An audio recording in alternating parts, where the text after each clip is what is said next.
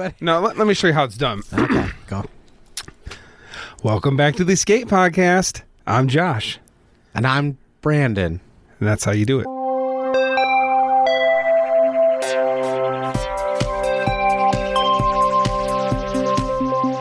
I haven't been here in a while. I haven't been here in a while either, actually. We've both been gone for a while, and now we're back. We are doing something different on this episode. We just saw a movie, and then we went out to eat, and then we went and got more food, and now we're back, and we're going to talk about it. Mm-hmm. Here's our episode on 65. 65. We must get to the escape vessel. Escape pods. Location unknown. We need to be quiet Quiet. and move. I need to get us home. Family. Ready? Run!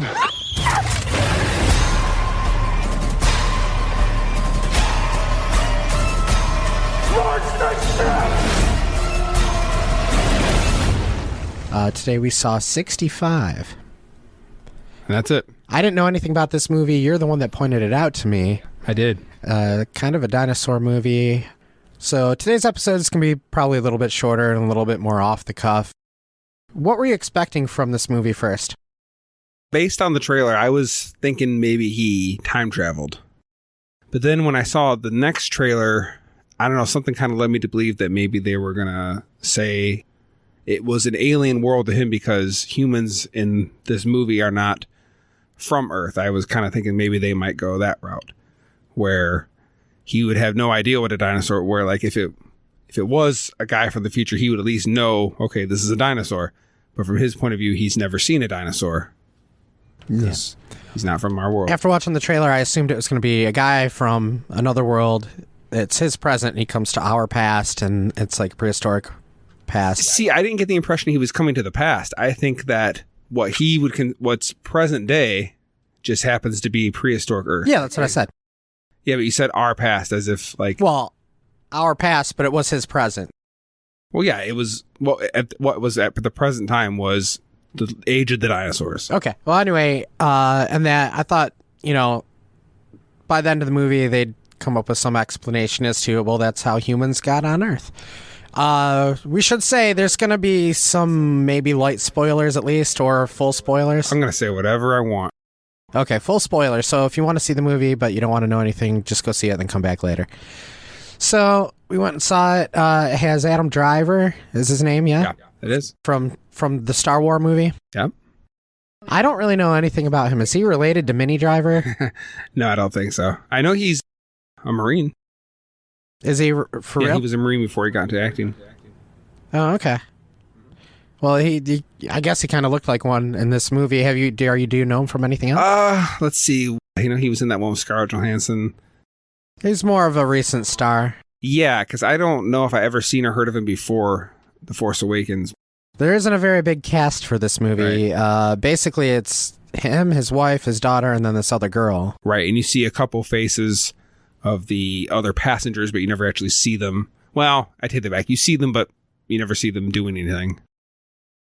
So if I had to describe this movie to somebody, I would say take Castaway, Planet of Dinosaurs, which most people aren't going to know, but we're going to talk about that more later.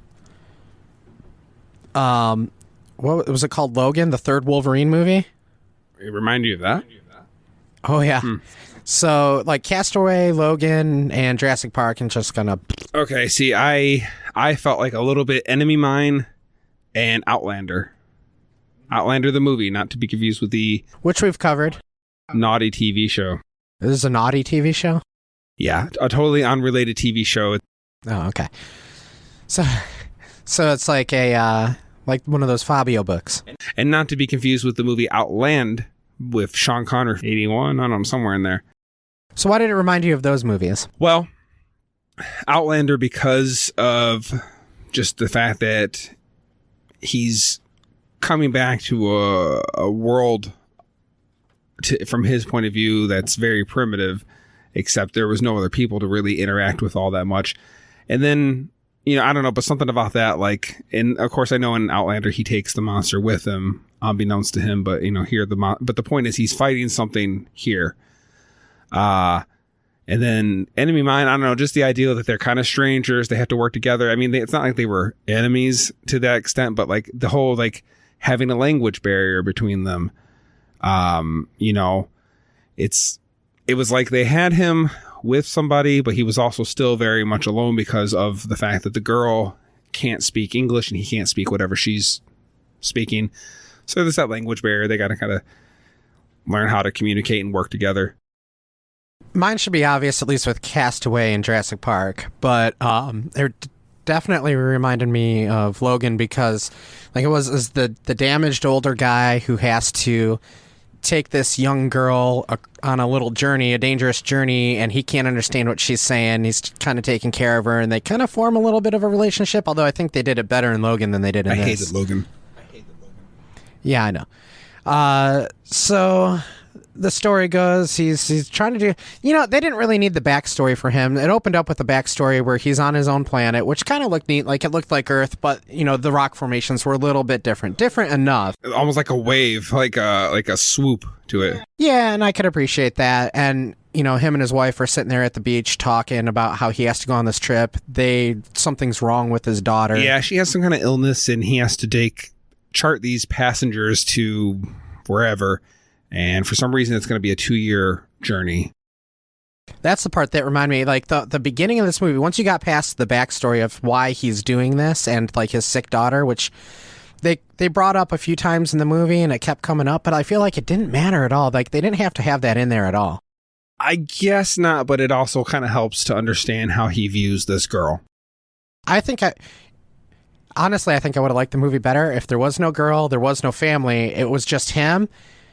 And it was more like Castaway where it was quiet, but... Yeah, I mean, you would have to have him either... Well, I guess you wouldn't have to. You would think they'd want to have him maybe enter a monologue, or he would have to be talking out loud a lot. Because even in Castaway, that's why I think the whole creation of the Wilson character is he had to have someone to interact with, even if it was nothing. The little girl was Wilson in this movie. So... He's well, a little more than that, but on some kind of transport ship. There's people in cryogenics, and he's the pilot, so he's the only one really awake.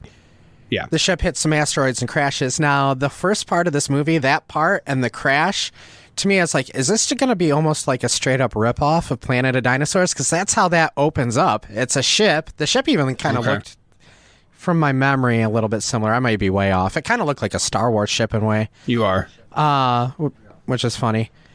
But yeah, Planet of Dinosaurs does the same thing. There's pilots, there's passengers. They end up crashing. It's a prehistoric planet. It's a cheesy old movie. But that's supposed to be a different planet altogether, right? That's not as far Earth as I at know, all. it's supposed to be a different planet, but who knows? It's been a while since I've seen it. I've seen it when I was a kid. I don't remember that much. I don't know if I would recommend it, unless you really like stop animation, claymation. Stop motion? Yeah. Anyway, all the people end up dying except for like one of the pods. Somebody still alive ends up being this little girl. So. Yeah, I thought it was kind of funny because like when they show him first get out, like you see like some guy up in a tree and one guy is just kind of floating in the swamp. They all landed pretty close by. I just thought it was funny that they managed to fly completely out of the pods. But what else? Yeah, so it's nighttime. The setting is like a prehistoric swamp. It's somewhat, in a way, you can almost say, to a degree, isn't it kind of like Turok is eventually like that? I know at one point... I was going to bring up Turok, yeah. Turok is kind of like bows and arrows and stuff, but isn't later Turok games, it was like guns and futuristic tech and... Yeah. And it's a little dinosaurs. all over the place. Yeah. It looks like he's going to get ready to just commit suicide, but then he goes back inside. Yeah. And he sees that there's... Which I thought it was interesting because they didn't... I was like, man, why is he going to kill himself so quickly? Because we don't know his daughter is actually dead, so he kind of feels like he failed her. He failed these people. What do I have to... Yeah, let's get that part out of the way. So there's the backstory. His daughter's sick. She ends up dying while he's doing this mission to raise the money to cure her. So now he's a big bummer, and he keeps having flashbacks throughout the movie. But anyway, he crashes. Everybody's dead, as far as he knows. And he's like, crap. Well, I got nothing to live for anyway, so I'm about to kill myself. He changes his mind for whatever reason. When he goes back inside, he sees that one of these pods still has life in it. He goes, he recovers. It's a little girl. What is she, like 9, 10, 11? Something like that. Something, yeah. And it's like in some ways she looked older, though. His translator doesn't work, so maybe she's from a different country or area of his planet, or maybe a different planet altogether. I don't know. Maybe. They don't explain it too much. He mentions a few languages that she, like, are you speaking this? Are you speaking that? But he also said... That was another thing that I felt was a little unnecessary, is like, why have them speak different languages and have the language barrier? Like, it came up a little, but not enough to really be there. I guess just to add a little layer to it. So it's prehistoric Earth. It's kind of neat. I was getting kind of excited. There's the swampy area. You can hear in the background, little roars every now and then. He doesn't encounter anything immediately, which I appreciated. They let it build up a little. Yeah. And like they show there's something in the swamp area, but you never see it fully come out and attack him. Now, I'm curious as to what the budget on this movie was. I don't know if you want to iPhone it. No, I don't. Okay. So, and the reason I say that is because some of the CG looked okay. As far as I could tell, there were no practical effects. It was all CG. A lot of it took place at night to kind of cover up bad CG, and some of the CG during the day was bad. But most of it seemed to be covered up at night. Yeah, that helps. Yeah. Having it in and it's not necessarily a complaint, but I'm guessing the budget was kind of smaller on this. You have a smaller cast. The CG isn't super great. So I'm guessing the budget was a little bit smaller on this movie. I'm curious as to what it was. We were both kind of, I think, interested in this movie because we grew up in the 80s, and what was popular in the 80s, especially for kids? Dinosaur. Everything was dinosaurs back then. I remember a really neat dinosaur documentary with Christopher Reeves in it. They played dinosaur movies on TV all the time. That's where I saw Planet of Dinosaurs. I actually had it on tape. There was Caveman with Ringo Starr, which this movie kind of reminded me of a little bit too, because... I know of the movie. 45 million, so according to this. Okay. For today's big blockbusters, that's pretty low. I don't even think that's really a blockbuster budget anymore. What do they go up to now? Like 200 million? Avengers, I know, is like 2 billion. So, yeah, that's way low on the score. Well, one of the things that I noticed also was the CG looked a little weird, and the dinosaurs, I thought, looked a little weird. Yeah, it looks like they almost made up some. So he crashes on this planet. He's got his passengers with him. They're all in cryogenic tubes or whatever. He's the only one alive, as far as he knows. So he goes outside to check it out. And, because of this daughter backstory, his daughter was sick. She died while he was on this mission trying to, raise the money to get her cured. He's depressed. Right. He's like, all right, well, I got nothing to live for. But then he changes his mind, goes back in the ship, and he sees, wait, one of these tubes still has somebody in it. It's a little girl. She's like 9, 10-ish. Yeah, I mean, like I said, she looked a little older to me. I don't know, I almost got the impression it was an older actress. Well, trying to portray a 9-year-old, but could be. In movies, high school kids are played by 34-year-olds. Yeah. So they're on this prehistoric Earth, and there's dinosaurs. You can hear them in the background. They show bugs. Yeah, I don't know. I mean, I don't know much about prehistoric bugs. Some of these things looked totally fictional. Like, the only thing that, is truly recognizable was there was what I would assume was a Tyrannosaurus Rex and some kind of pterodactyl-ish things. The pterodactyl things looked like what I would imagine them to look like. There were raptors, which may be more realistic than the Jurassic Park ones because they were smaller. I guess... They should even be small. In general, the raptors are like chicken. Yeah, sized. like turkey sized almost, and that's Something about like not too bad from what they were in this movie. But those one things that were they were really lengthy and bony and scrawny. They moved around like monitor trees. Lizards. Yeah, I mean, maybe that's a real dinosaur. I don't know. I never recall seeing. What do you think of the special effects in this movie? Yeah, they were kind of hit or miss. In the dark, it looked better. Yeah, the movie used a lot of dark to cover things up, which is great. I'm all for people doing that. Builds atmosphere. It used to be you would hide your monster in the dark because it looked crappy and it made the movie better. And now with lazy CG, people just put everything in the daylight. It doesn't matter. It's okay that it looks like a video game. Who cares? I watched a documentary about effects artist, and they were talking about how a lot of the not to get off on a side note, but they were talking about a lot of times people don't understand and realize that the man hours that they are putting in for these effects and the amount of shots they want done in such amount of time, and then how directors will then come in and just to make total design changes or I want this to happen now, and basically the months that they've worked on stuff will be essentially scrapped. And that's why they were saying a lot of effects are, because I've heard a lot lately, a lot of people talking about effects looking worse now, especially CGI effects. It's like they were getting better for a minute, and then they kind of seem like they dropped.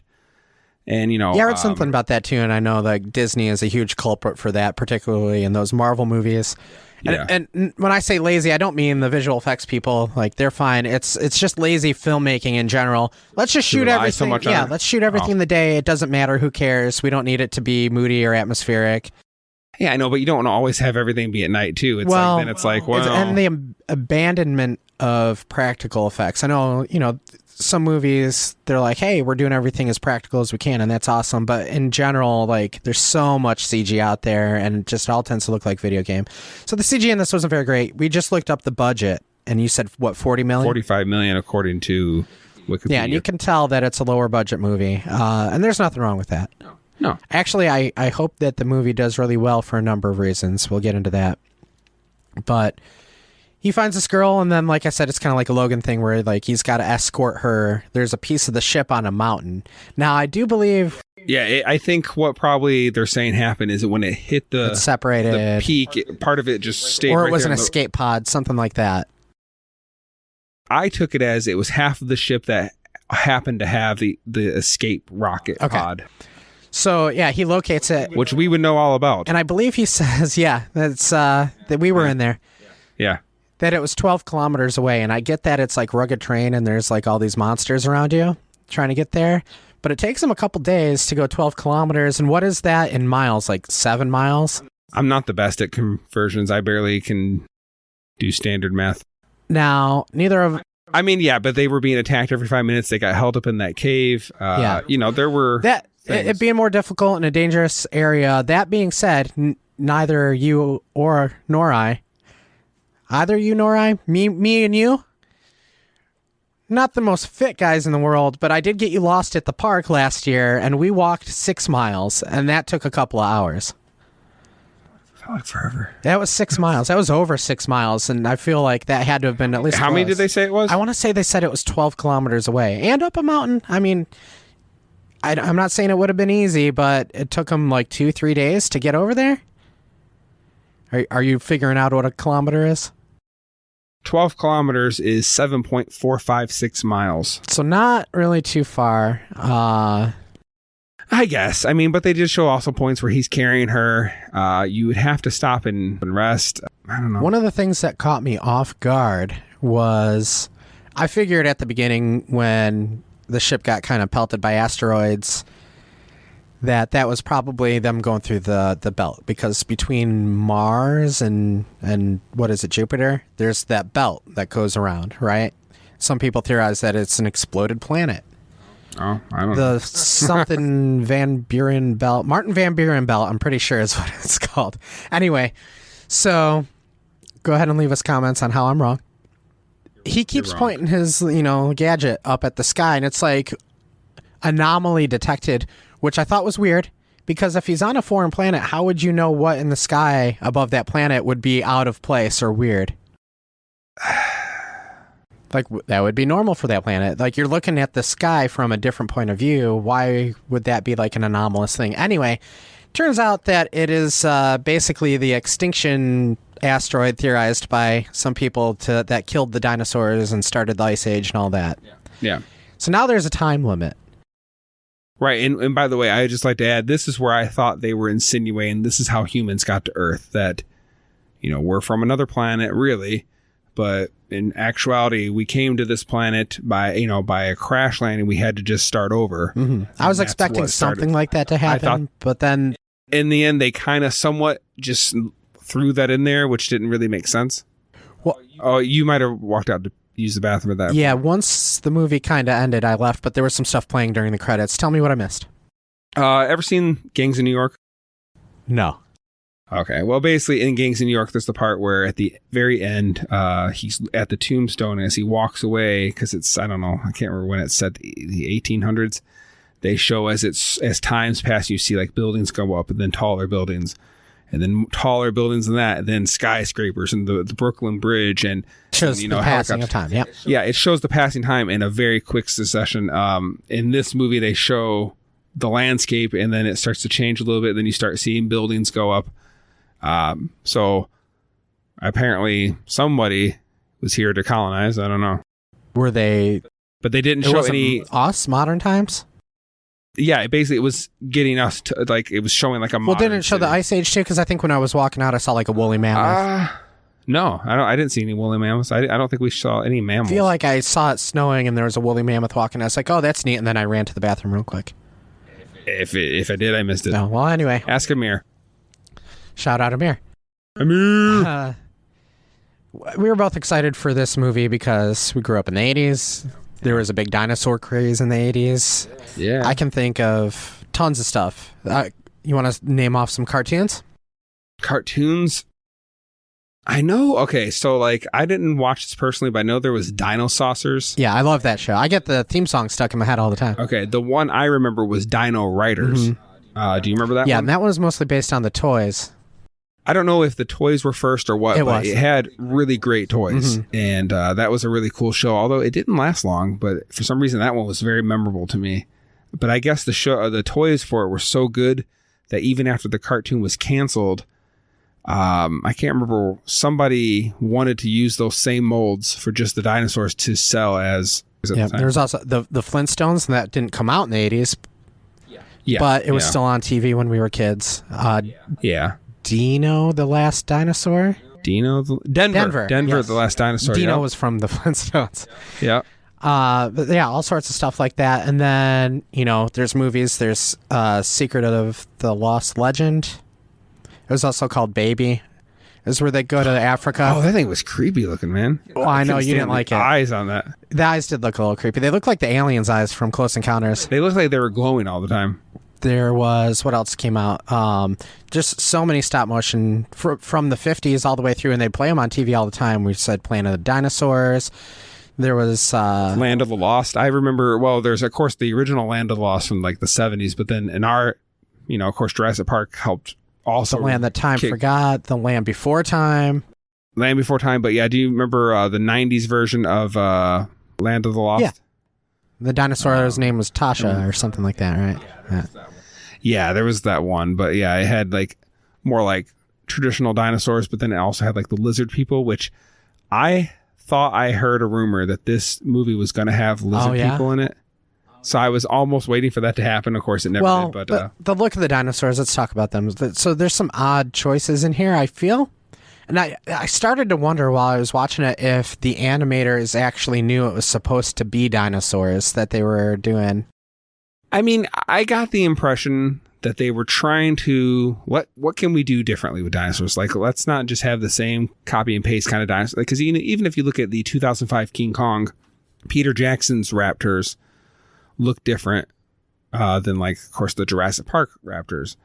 I got the impression they just wanted to do something a little different, and it just kind of looked like they made up a dinosaur or two. Like, I don't know. I've never seen. So they hinted at a T-Rex for a while. We'll get there in a second, but I want to talk about some of the other ones. There were raptors that were smaller, so they may have been more realistic than Jurassic Park's raptors that were like 6 feet tall. And then there was that thing in the cave, Raptor-ish.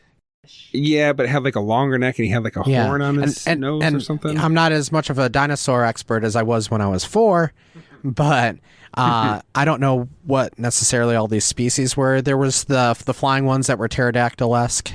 They looked like kind of like the ones that we've seen in the third Jurassic Park. Everything. They had them. Yeah, where they kind of walked on their elbows when they landed on the beach, and that was kind of neat. But they had like a Komodo dragon looking one, like a monitor lizard looking one. They had a longer body, and it just looked more lizardish. The hip, or they reminded me almost of the skull crawlers from Skull Island, like King Kong, the new one. Yeah. They looked a little weird. They didn't look like a dinosaur that I recognized. Right. And then they were hinting at a T-Rex, but was it even really a T-Rex? It wasn't at the end. Two So there of were them that three were big ones. the Tyrannosaurus, and then like all Maybe. out of nowhere came It was dark. this other one that I at first I thought he was hurt because I was like, is he crawling on his front legs? And then I realized it was one of those other ones that, the ones that were climbing down the trees. Yeah. It was like a bigger version of him. It looked so much like a T-Rex, except for like one of the distinguishing aspects of a T-Rex are the little arms, with the baby claws and everything. Everybody like T-Rex got picked on at school for having the little arms. This thing was crawling on 4 legs, but it looked like a T-Rex, and then the arms were like Godzilla arms. They weren't giant, but they weren't as small as like you would imagine a T-Rex's arms to be. Yeah. It would look very weird. Well, let's just say this. They didn't do any of the feathered or furred dinosaurs, which I'm A-okay with. Yeah. That's kind of a trend now. Everything's got to have feather and fur. Dinosaurs with udders that you milk. Yeah. And everybody knows they're related to starfish. When I looked into that, it sounded like there wasn't actually a lot of evidence that was the case, but I don't want to get into that. So... Yeah. The dinosaurs looked a little weird and the CG was a little weird. How did you feel about the story and the acting? I mean, the story was enough. I mean, basically, you just need this much story to get him on this planet. I mean, that's really all you need. And then he's trying to survive and get off the planet. I mean, that's the story. Problem, land on planet, survive, get off planet. That's about all. And that's, I felt like it was a little overly complicated with certain aspects. Like, okay, you crash land on a planet. That sucks. There's dinosaurs everywhere. Oh, now you're in more trouble. There's an escape ship, but it's far away. Well, crud. But on top of that, now you have to take care of this girl. You can't speak her language. And now you have a time limit because that giant asteroid is about to blow everything up. Right. So then there was that. So I was thinking, it was just going to be try to get to the other half of the ship. And I don't know. It wasn't quite clear at first that there was basically a lifeboat, an escape pod, like you said, to that could blast them back off. I'm usually thinking of escape pods that you jettison while you're in space, but okay, sure, you can get back up into space. That's fine. But yeah, then all of a sudden you realize, oh crap, there's this time crunch, and I was thinking, okay, well, I guess that throws out the window the idea that this is how humans came to Earth within the context of the story. So then I thought, okay, it's clear he's going to get off. I mean, I highly doubt they are going to have him killed. Him and the girl, after all this, they go through all this and then boom, asteroid, you're dead. So I figured they were going to make it. I wasn't so sure he was going to. My very first thought is that he was going to save her somehow and sacrifice himself, and then his daughter would find out later, or I don't know. Turns out she didn't make it, but... of course, he never talks about trying to get back to his wife, really. I wonder if they got divorced in space. That sounds like a movie. Divorce in space. I guess that would be a boring movie. So, the writing was a little weird because I'm thinking now of that scene from My Cousin Vinny. It's like, how much more crap can we pile on top of this? Like, do you really need to add more suspense and more? Like, him being on the planet is enough. Just show him surviving. That'd be interesting enough. We'd got away with it with Castaway, showing him making fires and trying to find ways to stay alive. And then... one of the things that I wanted was maybe more of the world, and the budget was definitely very small. We only saw there was like one dinosaur that wasn't really threatening. They saved it at the beginning, and then it got eaten. But we didn't see like any Triceratops or Stegosaurus. Right, you don't see the main dinosaurs. Yeah, it was only like the raptor kinds, and then the T-Rex kinds, pretty much. And the four-legged tree climbing things. And that stuff was cool. I appreciate that they kind of gave us less is more. Like if they were just constantly swarmed by dinosaurs, that would get annoying. They probably had as much screen time with the dinosaurs in this movie as they may have in the first Jurassic Park. Maybe even slightly less. I would have liked to have seen just a little bit more of that. Like even if they're walking by, some music is playing and they look down the hill and they see like a herd of brontosaurus type, like sauropod type dinosaurs, or maybe, just... anything. Why were they all meat eaters? Yeah, we did get some bugs, which were cool. I don't know how accurate they were. That one was weird. It like got in her mouth. Yeah, there was we thought she ate a poison berry and she just had a bug in her mouth, and I don't even know what was wrong with her. Oh, was how it got in her mouth? No, I think it was just living living in that weird cave. What I thought was funny is I thought that it was like a hollowed out area. I didn't realize it was actually a cave. And like, wouldn't you check the cave before you sleep in front of it? Yeah, you would think.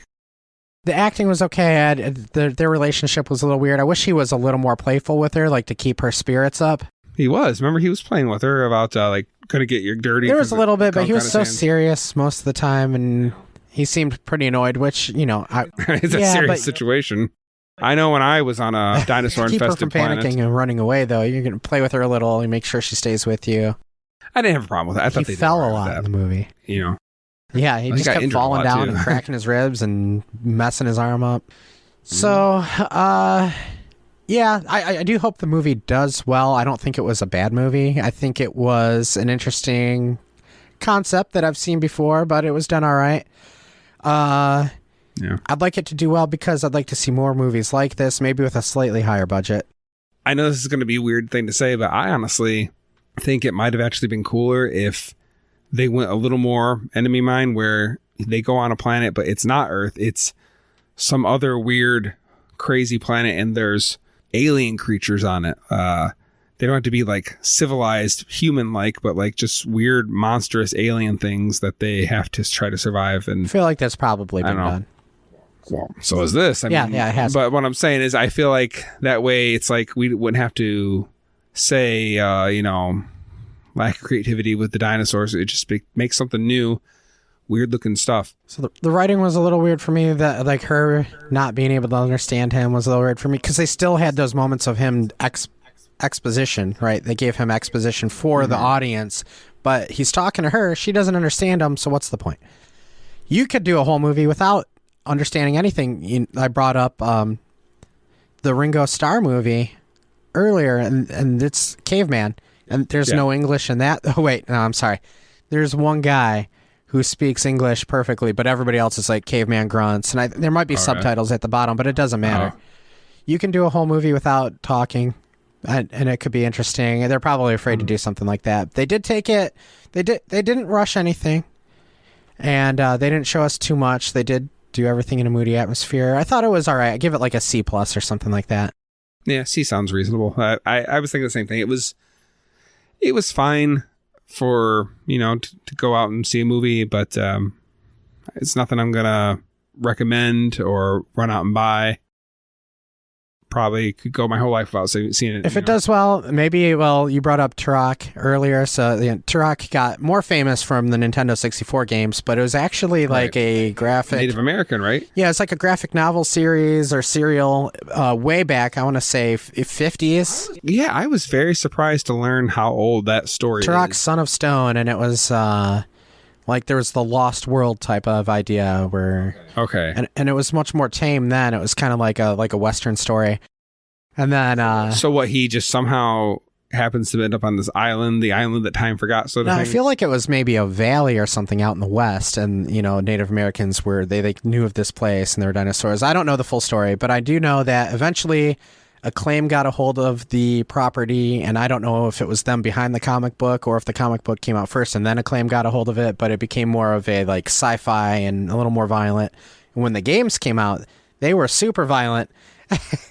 But it was neat, and there was an aspect of the Old West too throughout some of the story, but then there was also a lot of space stuff and cosmic and mystical. Yeah, that was on what, Nintendo 64, you said? So I think Dave had that, because I remember, I think I only ever saw Turok was at his house, and I remember, at some point it's like bow and arrow and like an axe or whatever, and later I see like laser guns and stuff. I was like, wait a minute. Yeah, as you go, you get crazier and crazier weapons. That was one of the cool parts of the game.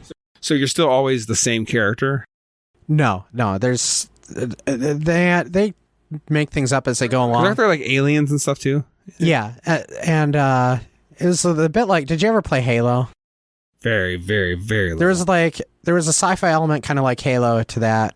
There was a little bit of a mystical element, and then in one of them, like it's him and a cowboy go through a portal. So there's a little bit of a Wild West, but they go to like this lost land, and like now he's got to track down his enemy, who's in charge of like this lizard people tribe now. It's all fun and goofy stuff. Also, it's got dinosaurs, aliens, and lizard people, cowboys, and Indians, huh? Yeah, everything mixed up, and I love it. That's great. I always wanted them to make that movie. Nowadays, I don't want them to make any movie because it doesn't seem like they can do anything right. We'll make that movie, you and I. But it would be a cool thing to see. But I would love to see more dinosaur movies. I thought maybe after the wild success of Jurassic Park, we'd get more dinosaur movies, but all we got was stuff like Carnosaur and weird stuff like that. But there wasn't really anything really up until Peter Jackson's King Kong, which had weird dinosaurs in it too. Well, I remember when I first saw that, I didn't get what they were doing. And I guess from what I heard, they said it was like their thought was, okay, what if dinosaurs went extinct everywhere except for Skull Island? What would happen over time? Maybe the dinosaurs would get bigger, or maybe they would, just start, so basically it's kind of like, breeding with other dinosaurs that wouldn't, normally have. So like that was like their ideals. I just remember thinking they looked like they were squished. Like somebody took the sides and like pushed them together so that they were... The raptors, I definitely remember that. Yeah. I don't mind their version of the Tyrannosaurus as much because he's way bigger than what they think real ones actually were. And I kind of like them being bigger. Yeah, well, so is Kong, so that's fine. Well, yeah. But, I don't know. By the way, fun fact, skull crawlers were actually in the original 1933 King Kong. And so were giant bugs, but that wasn't left in. Yeah. But they just weren't, they made them way bigger in the Skull Island movie, but... Yeah. Thing. So if you're a fan of dinosaurs, there might not be enough of that in here for you, but it was still interesting. I liked it. I liked the look of the world. Yeah. The story was okay. It could have probably been better, but... Yeah, if go see it during the day when the show's a little cheaper, help a smaller movie out. Yeah. They need it. They're being crushed by all the comic book. Yeah, I don't think it's doing very good right now. I think last time I looked, it only had like a 36 or so on Rotten Tomatoes for critics and maybe like a 59, 60-ish for our audience. So yeah, this is where I'd side more with the audience. Like maybe a little bit higher than their score, but for critics, like why? I guess they didn't get paid enough to give them good critical reviews. I mean, it's nothing to write home about. It's okay. Yeah. Well, I do really appreciate like the less is more type of thing though. Like no, yeah, that was fine. Another thing it kind of reminded me of a little bit was A Quiet Place, because there wasn't a ton of dialogue. There's a lot of us watching them do stuff, and you don't see that a lot in movies anymore. And maybe that will sound boring to some people, but I appreciate it. Didn't it say it was from the writers or the producers of A Quiet Place? Or didn't someone from The Quiet Place have something to do with this, I thought? Oh, I don't know. I did see Sam Raimi on the producer list, and I'm not sure what he had to do with the movie. He funded it? Yeah. I didn't see any Sam Raimi camera work, but I could say that about half of Doctor Strange as well. So there was two directors, Scott Beck and Brian Woods. They directed, co-directed, and wrote the film. And if you click their thing, it says they also co-wrote A Quiet Place. Okay. Well, I hope they keep working on it. Hopefully they make an even better one. But this one's passable. It's all right. Yeah. So you say C, I say C+? Yep. All right. Well, that's where we stand. Do we want to cover anything else? It's kind of like a ragtag, like put together episode. The only thing I was going to say, we're talking about old dinosaur movies. I remember telling you, I told you this, of course, a million times. The movie that scared me the most as a kid was actually not Jurassic Park. It was the Loch Ness Horror. And I think it came out in 81. Horror? Yeah, Loch Ness Horror. And I think it came out like 81 for some reason. It was something about when the people were being attacked underwater. I don't know why. That creeped me out more.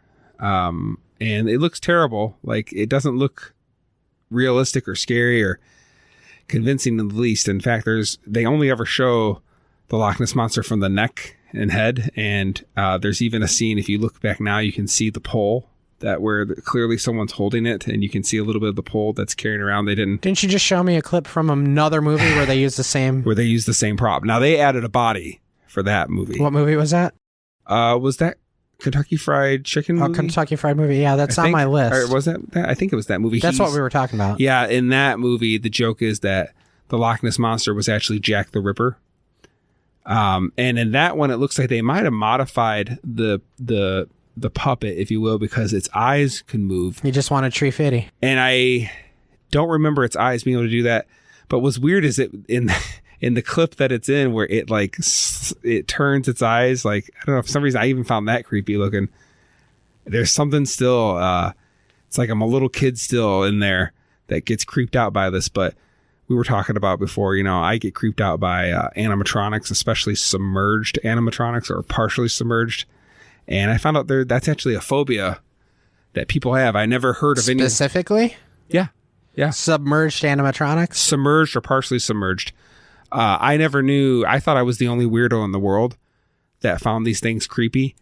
But apparently this is a thing. I used to know the name of it. But yeah, it's a thing. Who knew? But yeah, I don't know. There's something creepy about how one, when these things are huge and like towering over you, like that creeps me out. And there's something about how both it looks realistic in certain ways, but in certain ways it has a very mechanical, jerky, not smooth motion, almost makes it, I don't know, it's creepy because it looks real in certain ways, but also creepy because it looks artificial in other ways, and it does something.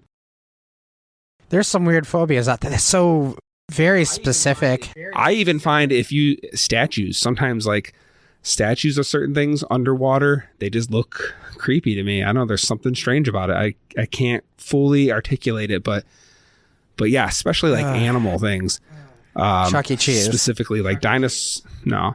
I mean, there's like, they can kind of, I could see why they could look creepy. Like I remember when I was a kid and they actually had curtains at that time and the curtain would close. I remember we would look under the curtain and like there was something kind of creepy. I don't remember being like extremely afraid of it, but like looking back, I could see how they're these. I mean, they were when we were kids, it wasn't Chuck E. Cheese. It was Showbiz. Showbiz Pizza with Billy Bob the Bear. Yep. And Fats. They had like a gorilla playing the piano, something. Yeah. I can show you a picture of me. His name was Fats, like Fats Domino. I was afraid of Fats. Anyway, so yeah, like there was something creepy about them too, but getting back to lizard reptilian kind of things especially creep me out. All right. I don't know why. Well, that's about all we have for this one. The next one we promise is going to be a little bit better. We had it more planned out. Stay tuned for Psycho. It's going to be probably the most amazing podcast you've ever heard. I don't promise anything. Tell your friends. Tell your friends. Mom. Bye. And you're dead.